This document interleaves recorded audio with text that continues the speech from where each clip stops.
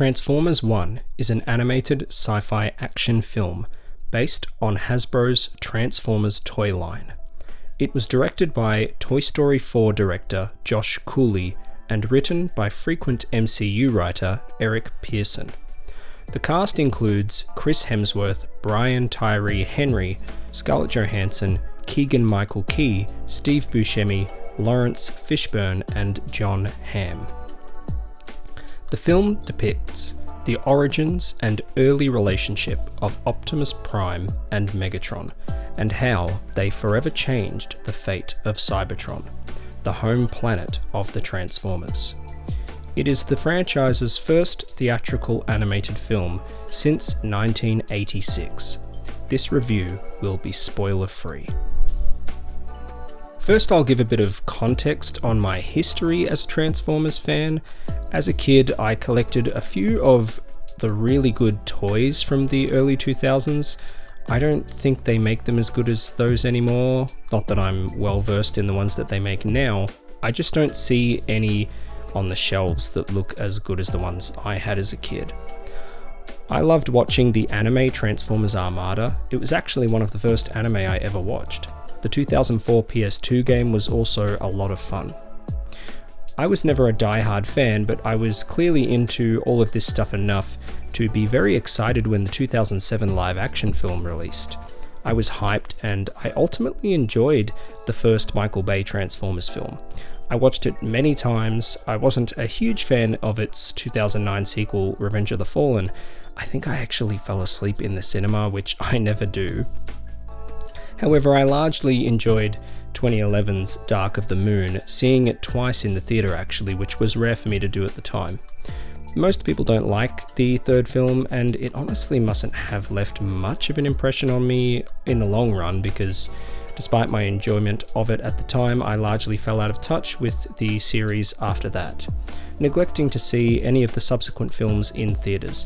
I did watch Bumblebee at home though, and it was pretty good, even underrated. I thought that the trailers for Transformers 1 looked mediocre, and I didn't like the animation style at all. They haven't done a great job at marketing this film, because it seems to be the first Transformers film to not do well at the box office comparatively. No one was talking about the film leading up to its release, aside from maybe pointing out the goofy looking animation style on posters. Another factor hurting the film's potential for buzz would be the younger demographic the film is clearly aimed at. After seeing the film, I can thankfully report that it is actually a really solid entry into the franchise. It was a nice change of pace to see the characters before they become the iconic versions of themselves that we all know and love.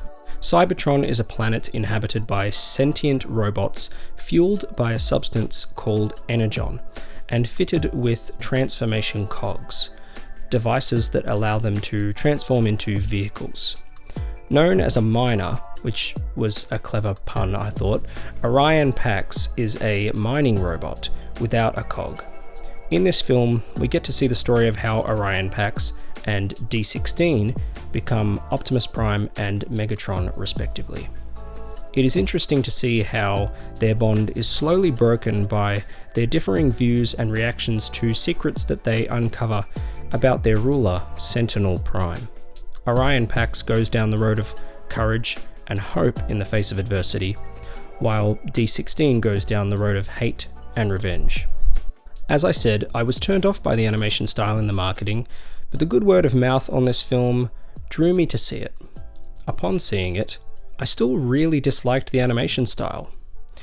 It is surely well put together and animated when it comes to the movements. I just don't like the designs of the characters, really. I don't like how their faces look. Everything's very smooth. Not as detailed as the live-action films, which of course are live-action, but I just wish that they had gone for a visual style that was more in the vein of those Michael Bay films. The story is fairly predictable, but it is well written and will be effective for kids when it comes to the action, the positive messaging, and the comedy. Most of the comedy is given to Bumblebee, voiced by Keegan-Michael Key, and is done reasonably well. I'm not a big fan of the A-list stunt casting that Hollywood studios seem to continue doing for animated films that are part of big franchises. There are so many incredible voice actors that could be used, but they want to go and get a big name, because if your actor has millions of Instagram followers, one post is essentially free widespread promotion for the film. That's at least why I think they do it. Amongst other reasons, of course. That being said, Chris Hemsworth as Optimus Prime, Brian Tyree Henry as Megatron, and Scarlett Johansson as Alita all do very solid work here, as does the rest of the cast. We all know that the Transformers series has had a pretty wonky track record, so it probably isn't much to say that this is one of the best films in the franchise. Many fans are saying it's the best. Would I say that? No. However, you could make a strong argument for that.